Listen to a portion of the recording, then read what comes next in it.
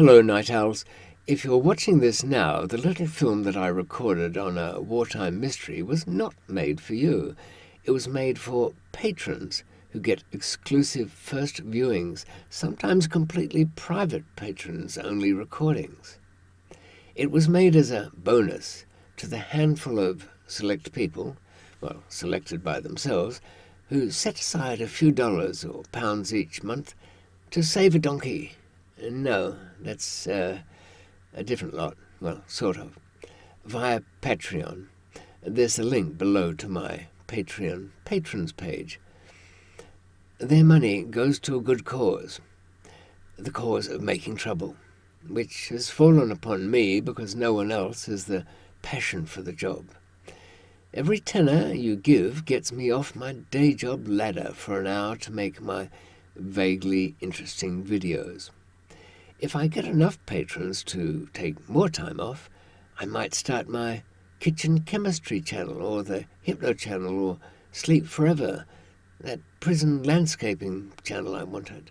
All ideas in my notebooks, but mere daydreams today. Remember, it's easy to give money to a good cause, but when you want to support a bad cause, you need to be very thoughtful. Coming up, wir den Krieg gewonnen haben, indem wir Ashley Wilkes getötet haben. But in English, for your listening pleasure, or nighttime insomnia. Leslie Howard. The 2 decades from 1930 until 1950 has produced more stories of interest than at almost any other time. They had talking pictures, the Great Depression and World War II, which revealed great terror, massive intensiveness, and deeds most horrible, yet actions most honourable too. Of course, this era was the beginning of full documentation, so we simply know more of what happened. I'll bet 1890 to 1910 was a time not short of a good story or two. We just never heard much.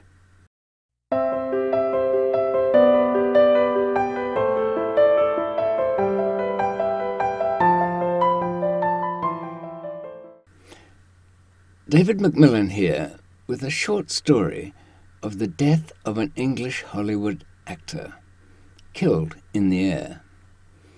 It's no great skulduggery, no grand crimes, and made for the patrons of my YouTube channel. Something extra for their kind, small patronage of my little channel. I've timed it just long enough to use at bedtime, waiting for the pixie dust to send you to slumberland. Almost 80 years ago, a plane carrying the film star Leslie Howard was shot down over the Bay of Biscay by the Luftwaffe.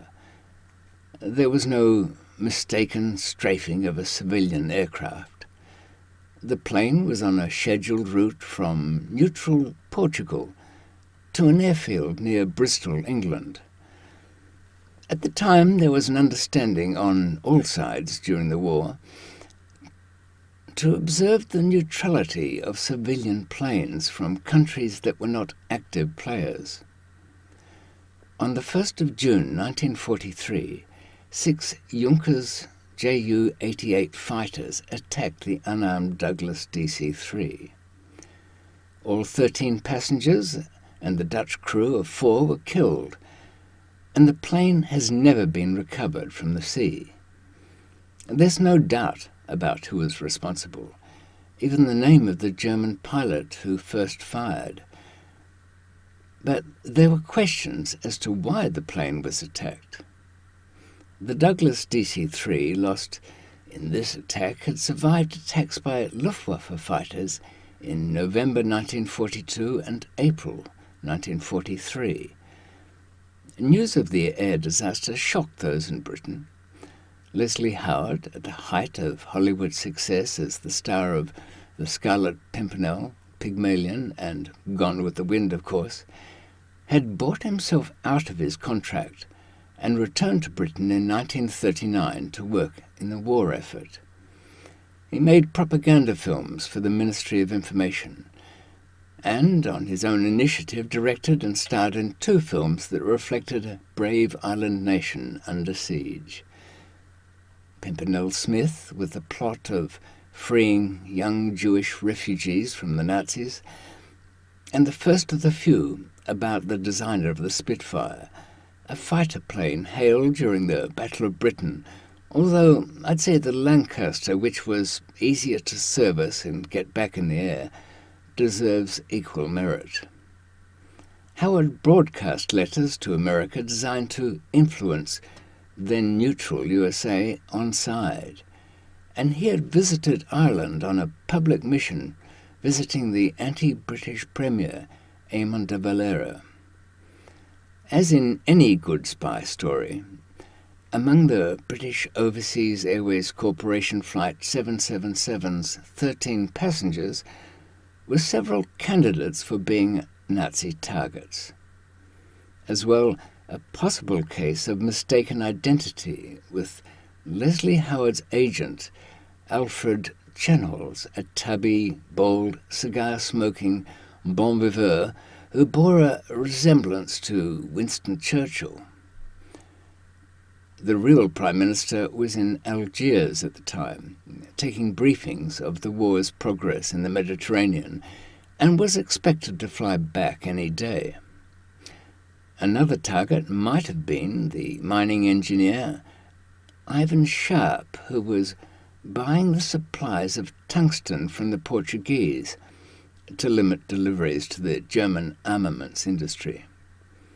Another passenger, Wilfred Israel, was born in England to an Anglo-Jewish mother and German-Jewish father, and he and his brother had run the Nathan Israel department store in Berlin until it was seized by the Nazis in 1938, I think it was.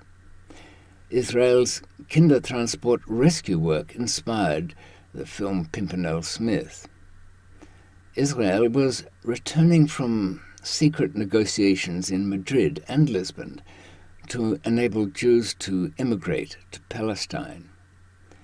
The airplane was only one of 4 planes the Dutch KLM pilots had rescued after the German invasion of Holland, which had already been attacked twice on the Bristol-Lisbon route. The mystery of Leslie Howe's death, aged 50, coincides with the enigma of his personality. His wistful, haunted face and vague manner suggested dreaminess. Yet, as David Niven, his co-star in The First of the Few, noted, there was a busy little brain, always going. The slight, faint-haired actor was considered the epitome of an English gentleman.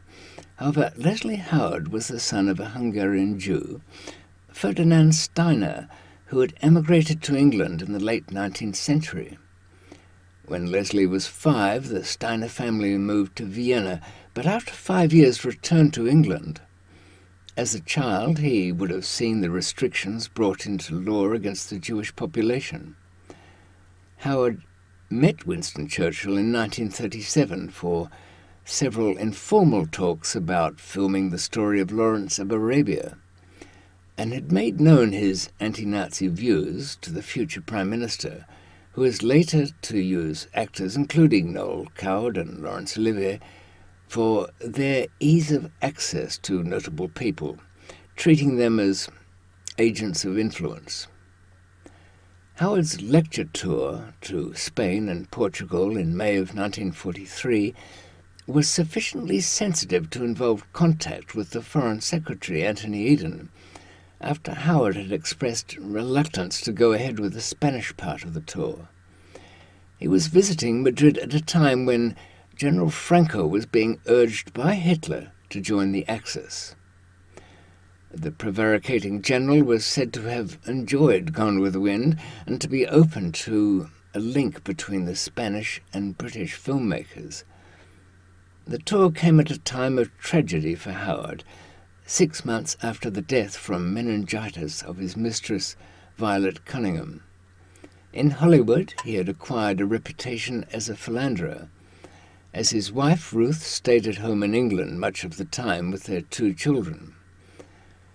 There had nearly been a divorce when Howard had an affair with his co-star, Merle Oberon, during the filming of The Scarlet Pimpernel. Violet was his assistant to the producer for Pygmalion, and described by one of the crew as a lovely girl, blonde, vivacious, and French. He stayed with her in London during the week and returned to his family at their 16th century house in Surrey weekends. Ruth, I suppose, had no alternative but to accept the situation, as did Violet. Her death brought out the melancholic, mystical streak in Howard. Alfred Chenholz believed that a trip to sunny Iberia would do him good, and indeed it seemed to lift the depression, though his British Council host in Madrid complained of his guests' unreliable behaviour. Now, despite being warned that she was a German agent, Howard also began an affair with Baroness von Podewils, who oversaw the beauty salon at his hotel. He also met an old Hollywood flame, the Spanish actress Conchita Montenegro, who was married to a senior member of the far-right Phalangist party.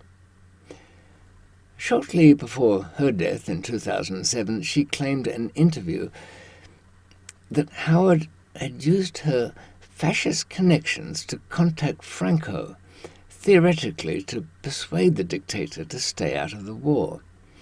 I'm sure that could have made all the difference. Anyway, more mystery surrounds the actual flight.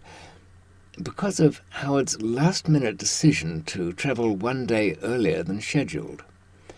The plane was full, and they had to use their VIP status to have 2 passengers bumped from the flight. Several would-be passengers were turned away, including British squadron leader Wally Lashbrook.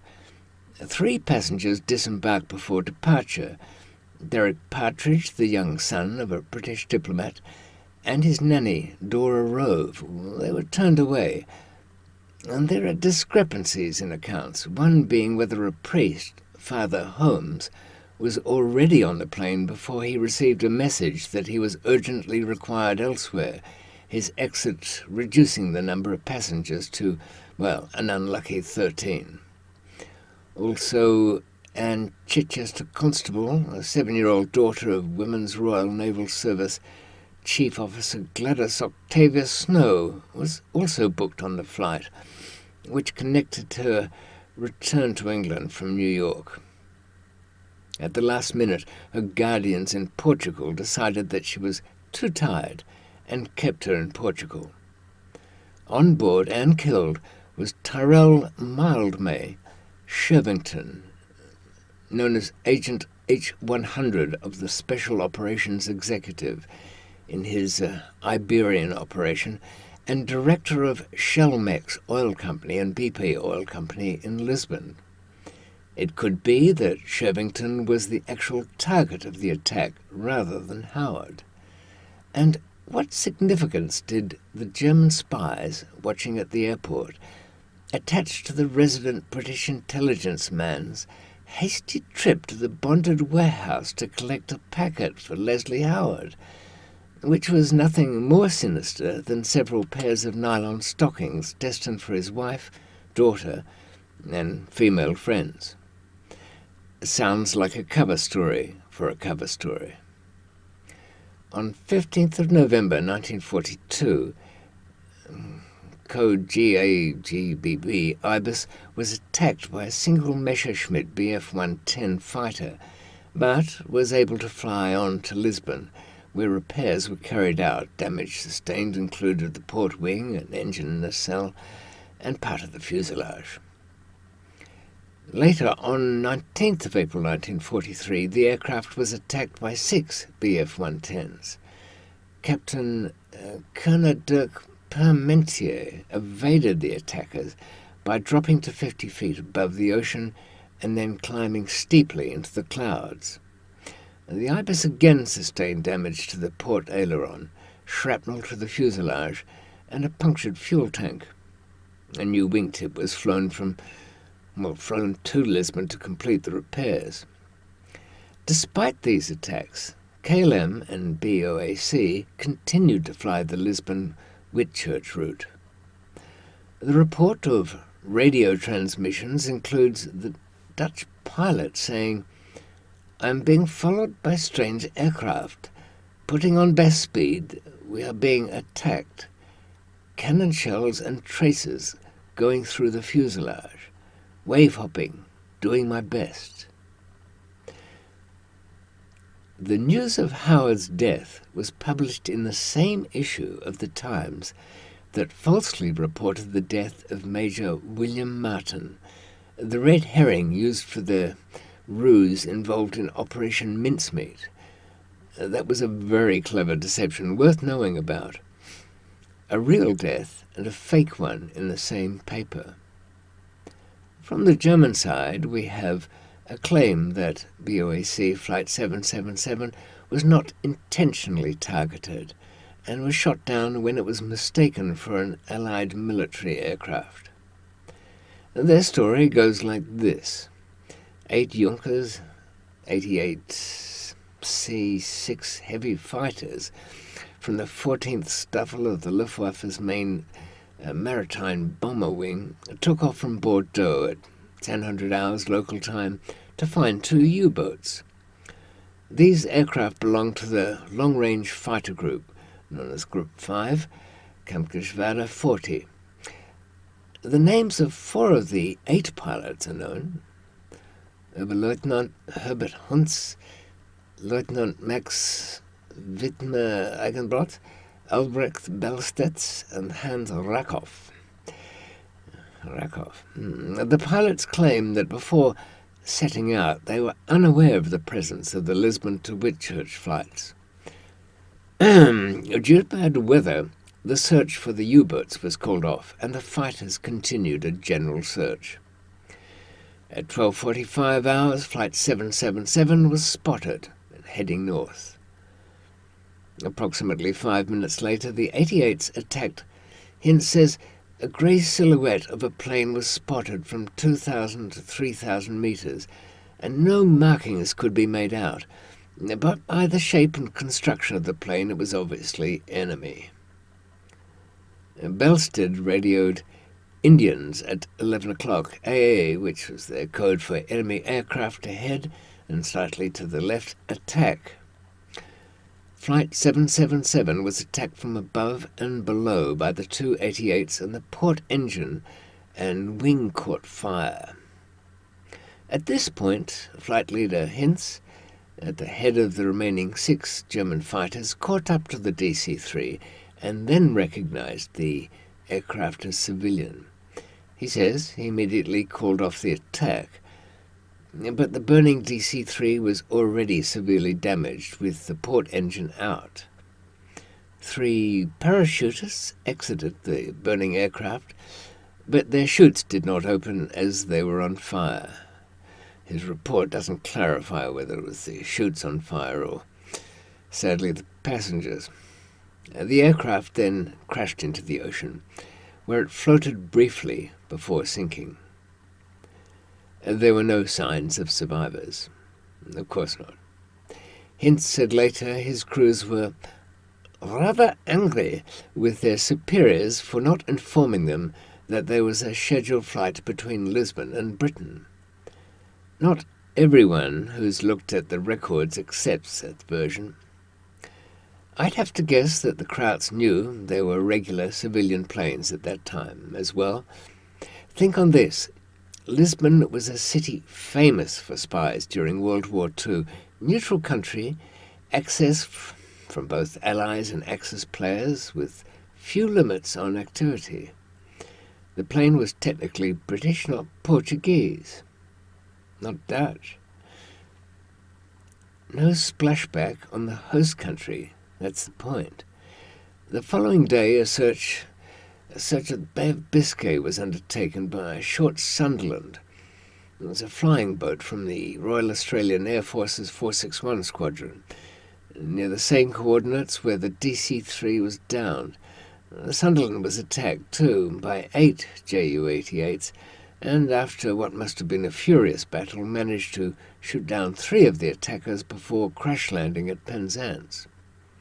After these 2 actions, all BOAC flights from Lisbon were subsequently rerouted and operated only under the cover of darkness. The most popular theory surrounding the downing of Flight 777 is that German intelligence mistakenly believed Winston Churchill was on the flight. This theory appeared in the press within days of the incident, a bit suspicious in itself, and Churchill himself supported it.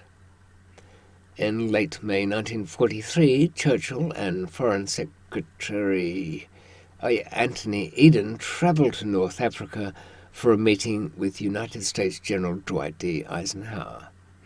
Now, the Germans would have liked to assassinate Churchill on his return flight home, and monitored flights in and out of the region in case the Prime Minister tried to sneak home aboard a civilian airliner.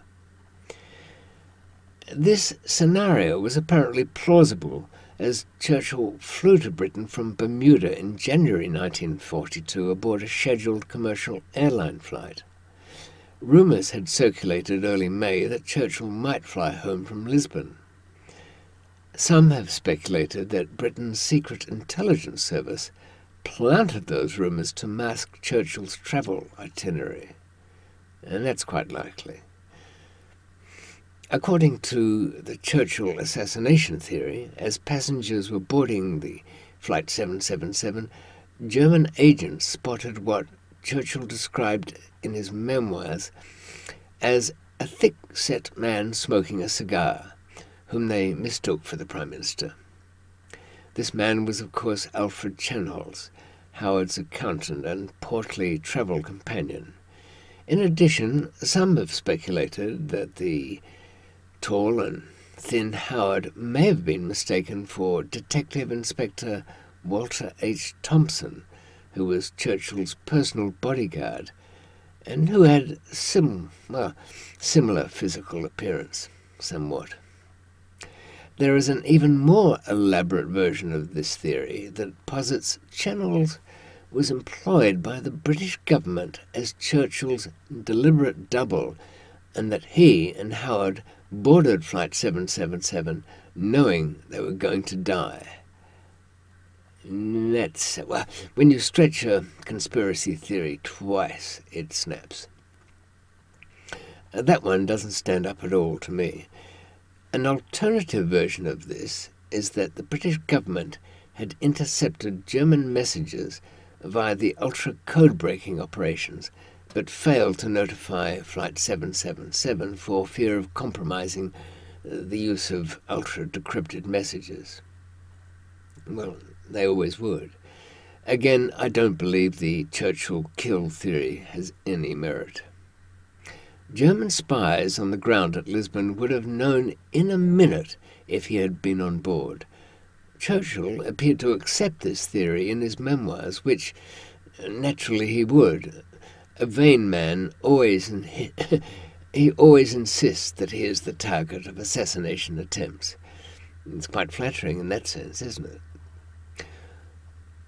Although Churchill is extremely critical of the poor German intelligence that led to the disaster, he wrote, "The brutality of the Germans was only matched by the stupidity of their agents. It's difficult to understand how anyone could imagine that with all the resources of Great Britain at my disposal, I should have booked a passenger in an unarmed and unescorted plane from Lisbon and flown home in broad daylight." There you are. In a roundabout way, Churchill has proved the Germans had no belief that he was on board. As it was, Churchill travelled back to Britain via Gibraltar, departing on the evening of the 4th of June 1943 in a converted consolidated B-24 Liberator. It was a transport plane, and arriving in Britain the next morning. What is certain is that Lisbon and Madrid were in a stew of espionage and counter-espionage. Every spy named of note used that Iberian peninsula at that time, Kim Philby, Graham Greene and Guy Burgess having responsibility for disinformation in London. Former Berlin head of MI6, Frank Foley, made several debriefing trips to Lisbon during 1942-1943. My personal take is this.